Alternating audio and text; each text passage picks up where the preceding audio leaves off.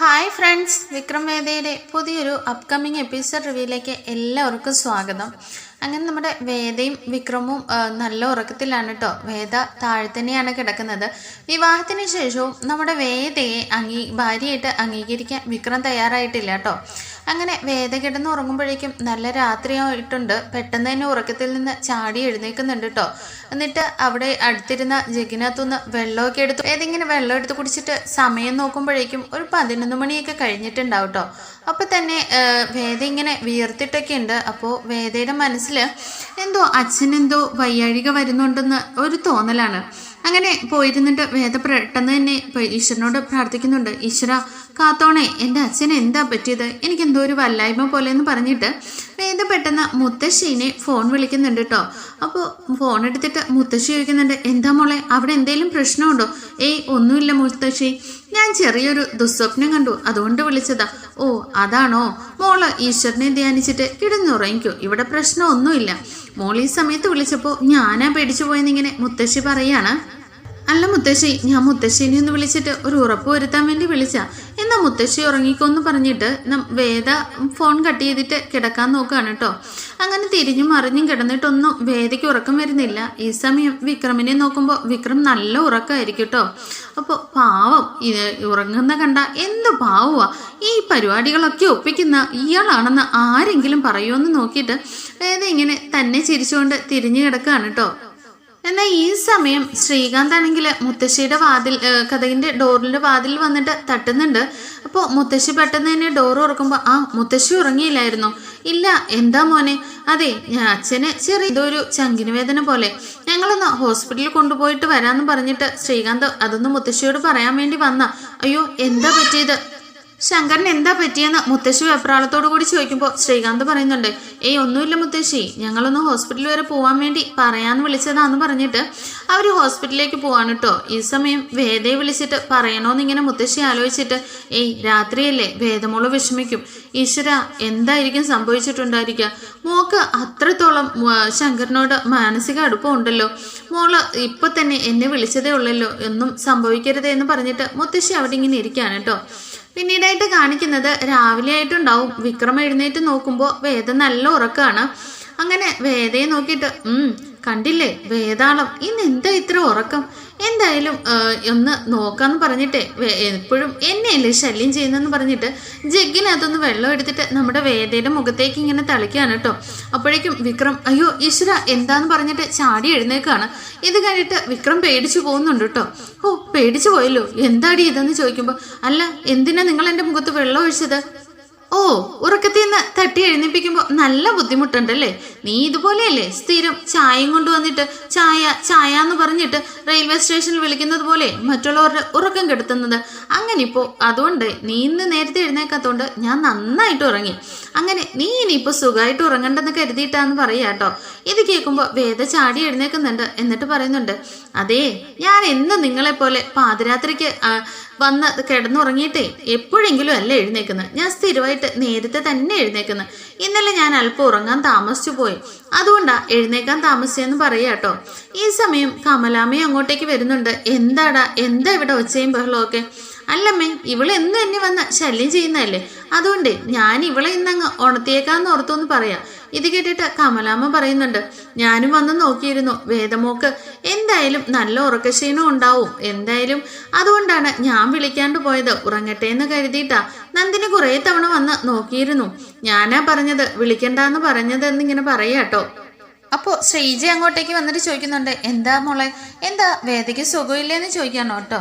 അപ്പോൾ പറയുന്നുണ്ട്, ഇല്ല ശ്രീജേട്ടത്തി, ഇന്നലെ എന്തോ ഒരു ദുസ്വപ്നം കണ്ടു. അത് കഴിഞ്ഞ് പിന്നെ അച്ഛൻ എന്തോ ഒരു സുഖമില്ലാത്തതുപോലെയൊക്കെയാ കണ്ടത്. അത് പിന്നെ എനിക്ക് ഉറക്കം വന്നില്ല. മുത്തശ്ശിയെ വിളിച്ചിട്ട് ഞാൻ താമസിച്ചാ ഉറങ്ങിയതെന്ന് ഇങ്ങനെ പറയാട്ടോ. ഇത് കേൾക്കുമ്പോൾ നമ്മുടെ വിക്രമിൻ്റെ മനസ്സിൽ ചെറിയൊരു വിഷമമൊക്കെ തോന്നുന്നുണ്ട്. എന്നാലും മൈൻഡ് ചെയ്യാതെ വിക്രമാണെങ്കിൽ വെളിയിലേക്ക് ഇറങ്ങി പോവാണ്. അതിനുശേഷം കിച്ചണിലേക്ക് പോകുമ്പോഴേക്കും കമലാമ്മ പറയുന്നുണ്ട്, മോളൊന്ന് മുത്തശ്ശിയെ വിളിച്ച് നോക്കുക, അച്ഛനെങ്ങനെയുണ്ടെന്ന്. ആമ്മേ ഞാൻ വിളിക്കാമെന്ന് പറഞ്ഞിട്ട് വേദ മുത്തശ്ശിയെ വിളിക്കുന്നുണ്ട് കേട്ടോ. അങ്ങനെ മുത്തശ്ശിയെ വിളിക്കുമ്പോൾ പറയുന്നുണ്ട്, മോളെ രാത്രി വിളിച്ചതിന് ശേഷം ശ്രീകാന്ത് അച്ഛനെയും കൊണ്ട് ആശുപത്രിയിൽ പോയിരുന്നു. അയ്യോ മുത്തശ്ശി, എന്താ അച്ഛന് പറ്റിയത്? ഏയ് പേടിക്കാനൊന്നുമില്ല, ചെറിയൊരു ചങ്കിന് വേദനയെന്ന് പറഞ്ഞു. അതുകൊണ്ട് ഹോസ്പിറ്റലിൽ കൊണ്ടുപോയതാ. അപ്പോൾ രാത്രി തന്നെ ഇങ്ങ് പോന്നിരുന്നു. ഇന്നൊന്ന് ചെക്കപ്പിന് ചെല്ലണമെന്ന് പറഞ്ഞിട്ടുണ്ടെന്ന് പറയാട്ടോ. ഇത് കേൾക്കുമ്പോൾ നമ്മുടെ വേദയ്ക്ക് ആകെ വിഷമമാവുന്നുണ്ട്. മുത്തശ്ശി, ഞാൻ അങ്ങോട്ടേക്ക് വരാം, എനിക്ക് അച്ഛനെ കാണണം. കുഴപ്പമൊന്നുമില്ല മോളെ, മോള് വിക്രമിനെയും കൂട്ടി സമാധാനമായിട്ട് വന്നാൽ മതി. നിങ്ങളുടെ വിവാഹമൊക്കെ കഴിഞ്ഞതല്ലേ ഉള്ളൂ. ഇനി മോള് തനിയെ ഇങ്ങോട്ടേക്ക് വരുന്നത് അത്ര ശരിയല്ല. വിക്രമിനെയും കൂട്ടി വന്നാൽ മതി എന്ന് പറഞ്ഞിട്ട്, അയ്യോ മുത്തശ്ശി, അത് നടക്കുമെന്ന് തോന്നുന്നില്ല. അതൊക്കെ നടക്കുമെന്ന് പറഞ്ഞിട്ട് മുത്തശ്ശി ഫോൺ കട്ട് ചെയ്യുന്നുണ്ട് കേട്ടോ. ഈ സമയം വേദയാണെങ്കിൽ കിച്ചണിൽ കയറിയിട്ട് ജോലിയൊക്കെ ചെയ്യുന്നുണ്ട് കേട്ടോ. അപ്പൊ കമലാമ്മ പറയുന്നുണ്ട്, എന്താ മോളെ, എന്തായി ഫോൺ വിളിച്ചിട്ട്? അച്ഛന് ചെറുതായിട്ട് സുഖമില്ലായിരുന്നു, രാത്രി ഹോസ്പിറ്റലിൽ കൊണ്ടുപോയേക്കുമായിരുന്നു. ഇപ്പോൾ എങ്ങനെയുണ്ടെന്ന് ശ്രീജ ചോദിക്കുമ്പോൾ ഇപ്പൊ കുഴപ്പമൊന്നുമില്ലെന്നാ മുത്തശ്ശി കേട്ടോ. അങ്ങനെ നമ്മുടെ വേദയാണെങ്കിൽ കിച്ചണിൽ കയറിയിട്ട് ജോലിയൊക്കെ ചെയ്തിട്ട് ഇന്ന് വേദയുടെ വകയാണ് ഫുഡെന്ന് പറയുക കേട്ടോ. അങ്ങനെ വേദയും ശ്രീജ നന്നായിട്ട് ഹെൽപ്പ് ചെയ്ത് കൊടുക്കുന്നുണ്ട്. പിന്നീടായിട്ട് കാണിക്കുന്നത് വിഷ്ണുവും വിക്രവും കൂടി അവിടെ നിൽക്കുകയാണ്. അങ്ങനെ വേദ വന്നിട്ട് പറയുന്നുണ്ട്, അതെ, ഇന്ന് ഒരു വെറൈറ്റി ടേസ്റ്റിൽ ഫുഡ് കഴിക്കാനായിട്ട് റെഡി ആയിക്കോട്ടോ എന്നിങ്ങനെ പറയാട്ടോ. അപ്പോൾ വിഷ്ണു ഇങ്ങനെ ചിരിച്ചിട്ട് പറയുന്നുണ്ട്, അതെ, ഇന്ന് വേദയുടെ കൈപ്പുണ്യം അറിയാൻ പോന്നു. അയ്യോ, ഇന്നിപ്പോ ഇവളുണ്ടാക്കിയ ഭക്ഷണമാണോ കഴിക്കാൻ പോകുന്നതെന്ന് ഇങ്ങനെ വിക്രം ചോദിക്കുക കേട്ടോ. അപ്പോഴേക്കും വേദ പറയുന്നുണ്ട്, അതെന്താ ഞാനുണ്ടാക്കിയ ഭക്ഷണം കഴിച്ചാൽ ഇറങ്ങില്ലേ?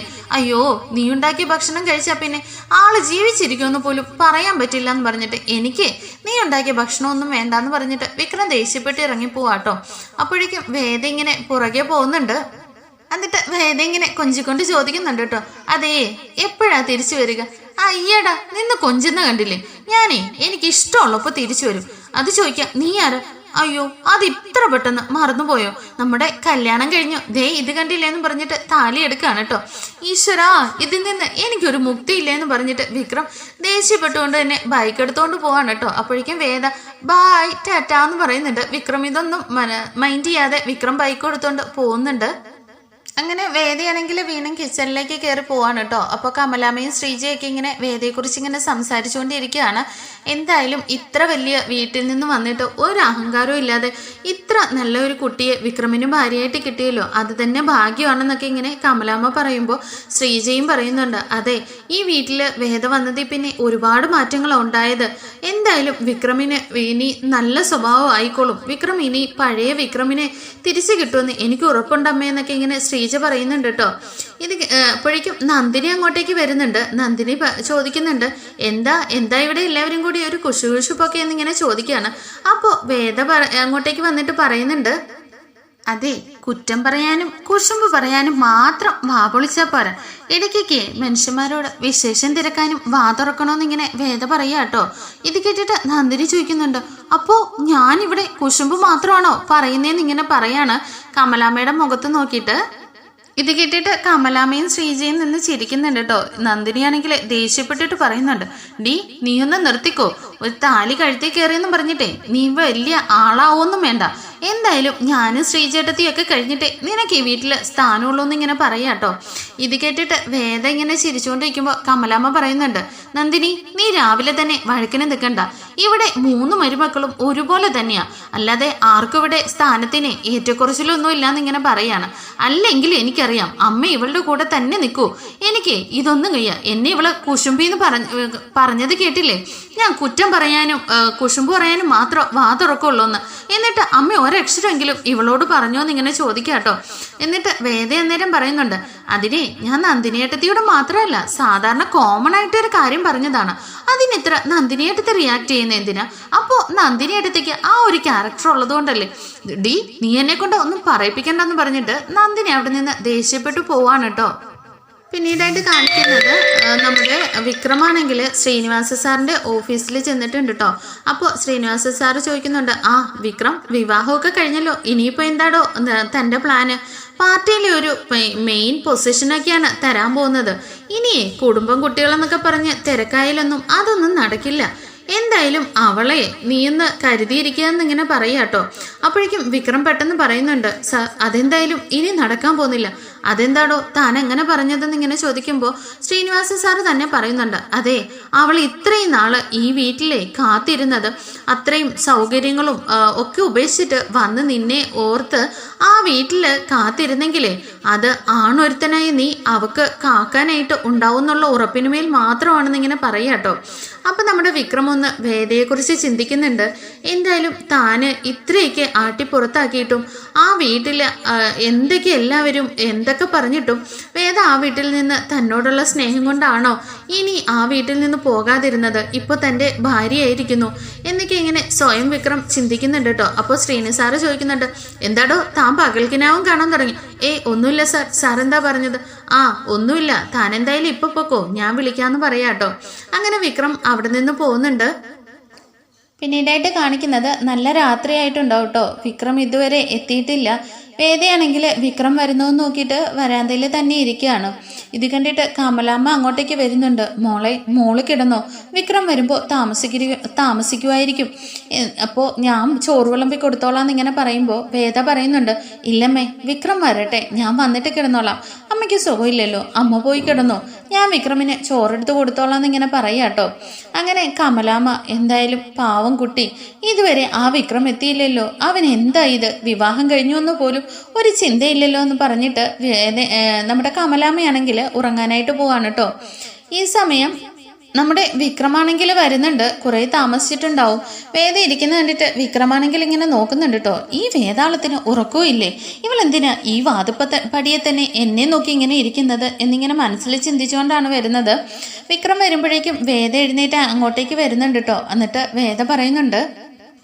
അങ്ങനെ വേദ അങ്ങോട്ടേക്ക് ചെന്നിട്ട് വിക്രമിനോട് ചോദിക്കുന്നുണ്ട്, വിക്രം സമയം എത്രയെന്നറിയോ? അതിന് നീ പോയി ക്ലോക്കിൽ നോക്ക്, എന്നോട് ചോദിക്കുന്ന എന്തിനാ? വിക്രം തമാശയല്ല, ഇപ്പോൾ ഞാൻ വിക്രമിന്റെ ഭാര്യയാണ്. ഏത് സമയത്തും പാതിരാത്രിക്കും വീട്ടിലേക്ക് കയറി വരാന്നുള്ള ഈ തോന്നലങ്ങ് നിർത്തിക്കോന്ന് ഇങ്ങനെ പറയാട്ടോ. ഇത് കേട്ടിട്ട് വിക്രം പറയുന്നുണ്ട്, അതെ, എനിക്ക് നിന്നെ ബോധിപ്പിക്കേണ്ട കാര്യമൊന്നുമില്ല. ഒന്നുമല്ല വിക്രം, ഞാനേ നിന്റെ ഭാര്യയാണ് എന്നിങ്ങനെ പറയാട്ടോ. ഒരു ഭാര്യ, നീ എന്നെ കൊണ്ടൊന്നും പറയിപ്പിക്കണ്ട എന്നിങ്ങനെ പറയാണ്. അതെ, അമ്മ ഈ വീട്ടില് കുറെ തീരുമാനങ്ങളൊക്കെ എടുത്തിട്ടുണ്ട് എന്ന് വെച്ചാ എന്നിങ്ങനെ വിക്രം ചോദിക്കുമ്പോൾ പറയാണ്, അതെ, പാതിരാത്രിക്ക് ഇനി നിങ്ങൾ കയറി വരുമ്പോൾ കഥകും തുറന്നേ ചോറ് വിളമ്പി തരാനായിട്ട് ഇനി ആരും കാത്തിരിക്കാനും ഉണ്ടാവില്ല എന്നിങ്ങനെ പറയാട്ടോ. അപ്പോഴേക്കും, അയ്യോ, ഞാൻ നിന്നോട് കാത്തിരിക്കാൻ പറഞ്ഞു എന്നിങ്ങനെ ചോദിക്കുകയാണ്. അപ്പോഴേക്കും, അതെ, ഞാൻ പോയി കിടന്ന് ഉറങ്ങാൻ പോയതാ, പിന്നെ പാവമല്ലേന്ന് കരുതിയിട്ടാ ചോറെടുക്കട്ടെ എന്നിങ്ങനെ ചോദിക്കുകയാണ്. അതെ, എനിക്ക് വേണ്ട, ഞാൻ തന്നെ വിളമ്പിക്കോളാം എന്നിങ്ങനെ പറയാണ്. എന്നിട്ട് വിക്രമാണെങ്കിൽ ദേഷ്യപ്പെട്ടുകൊണ്ട് എന്നെ കിച്ചണിലേക്ക് പോകുന്നുണ്ട്. വേദയും പുറകെ പോവാണ് കേട്ടോ. അങ്ങനെ വിക്രമാണെങ്കിൽ ചോറ് വിളമ്പിയിട്ട് ഇങ്ങനെ കറിയെല്ലാം തപ്പുന്നുണ്ട്. കറിയൊന്നും കാണുന്നില്ല കേട്ടോ. എന്ന് വേദ ഇത് കണ്ടിട്ട് മൈൻഡ് ചെയ്യാതെ ഇങ്ങനെ നിൽക്കുകയാണ് കേട്ടോ. എന്നിട്ട്, അതെ, കൂട്ടാൻ എവിടെയാ? അതെ, ഞാൻ വിളമ്പി തരണ്ടെന്നല്ലേ പറഞ്ഞു, അത് ചോറ് വിളമ്പി തരണ്ടെന്നാ പറഞ്ഞത്, കറിയൊക്കെ വിളമ്പാം എന്നിങ്ങനെ പറഞ്ഞിട്ട് വിക്രം ഡൈനിങ് ടേബിളിൽ പോയിരിക്കുകയാണ് കേട്ടോ.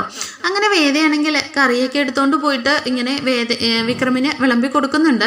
അപ്പോഴേക്കും വേദ വീണ്ടും ഇങ്ങനെ പറയുന്നുണ്ട്, വിക്രം ഇനി താമസിച്ചു വരാൻ പാടില്ല. അതെ, കൂടുതൽ ഉപദേശമൊന്നും നൽകാൻ നിൽക്കണ്ട, ഇതൊന്ന് സ്വസ്ഥമായിട്ടൊന്ന് കഴിക്കാൻ സമ്മതിക്കുമോ എന്നിങ്ങനെ ചോദിക്കുകയാണ് കേട്ടോ. അങ്ങനെ വേദയാണെങ്കിൽ എന്ന് വെച്ചിട്ട് അവിടെ നിന്ന് പോവാണ്. അങ്ങനെ വിക്രമാണെങ്കിൽ ഫുഡൊക്കെ കഴിച്ചിട്ട് ഉറങ്ങാനായിട്ട് പോകുന്നുണ്ട് കേട്ടോ.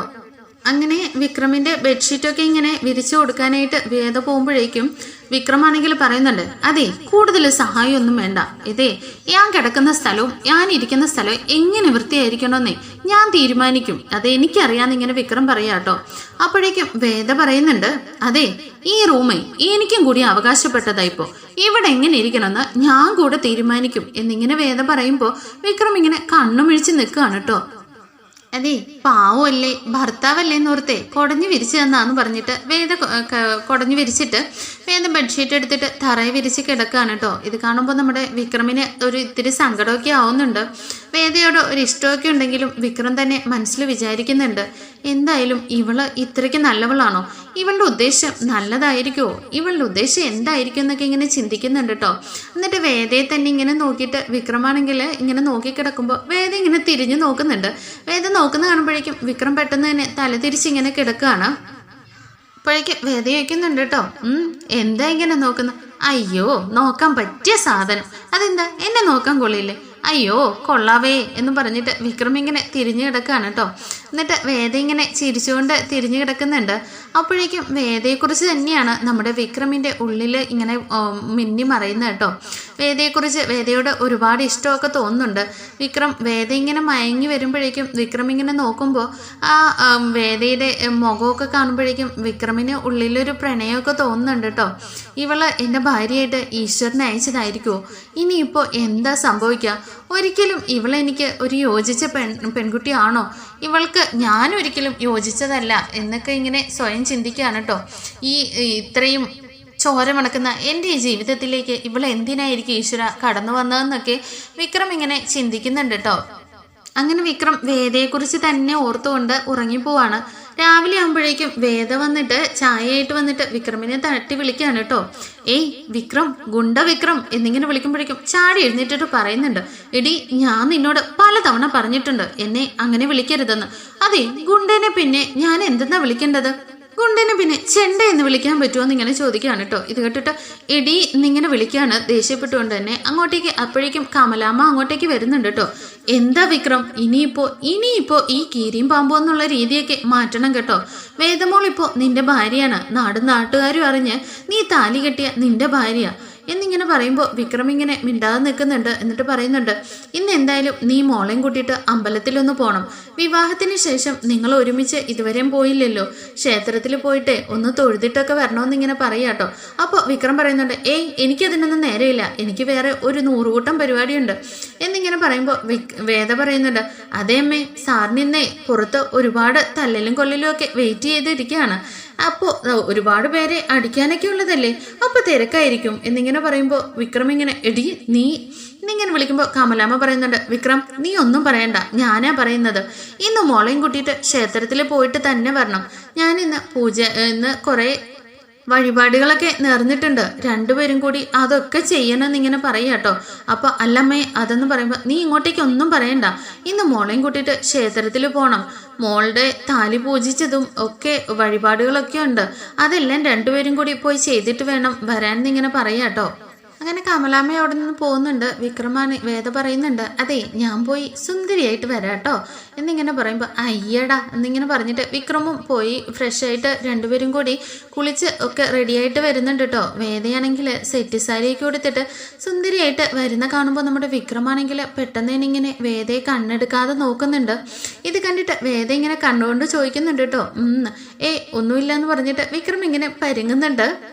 അങ്ങനെ വേദയെ തന്നെ ഇങ്ങനെ വിക്രം നോക്കുകയാണ് കേട്ടോ. അങ്ങനെ ബൈക്കിൽ കയറിയിട്ട് രണ്ടുപേരും കൂടി പോകുമ്പോൾ ബൈക്കിൽ കണ്ണാടി കൂടി വിക്രം ഇങ്ങനെ വേദയെ നോക്കുന്നുണ്ട് കേട്ടോ. എന്നിട്ട് മനസ്സിൽ വിചാരിക്കുന്നുണ്ട്, ഇവളെ എനിക്ക് വേണ്ടിയിട്ട് തന്നെ ഈശ്വരൻ ഇങ്ങോട്ടേക്ക് അയച്ചതാണോ? ഈശ്വര, ഞാനിവളെ സ്നേഹിച്ചു പോവോ എന്നിങ്ങനെ ഉള്ളിലൊരു ഭയമൊക്കെ ഉണ്ടാവുന്നുണ്ട് കേട്ടോ. എന്നാലും അതൊന്നും നടക്കാൻ പാടില്ല എന്നൊക്കെ ഇങ്ങനെ ചിന്തിക്കുന്നുണ്ടെങ്കിലും വിക്രമിന് വേദയോട് ഒരുപാട് സ്നേഹം തോന്നുന്നുണ്ട്. അങ്ങനെ രണ്ടുപേരും കൂടി അമ്പലത്തിൽ ചെല്ലുമ്പോൾ പൂജാരി പറയുന്നുണ്ട്, ആ സീതയും രാമനും വരുന്നത് പോലെ തന്നെ ഇതാണ് ആ മഹാലക്ഷ്മി തീരുമാനിച്ചു വെച്ചിരുന്നത്. രണ്ടുപേർക്കും എന്തൊരു പൊരുത്തമാന്നൊക്കെ ഇങ്ങനെ പറയുന്നുണ്ട് കേട്ടോ. ഇത് കണ്ടിട്ട് വിക്രം വേദ ഇങ്ങനെ നോക്കുന്നുണ്ട്.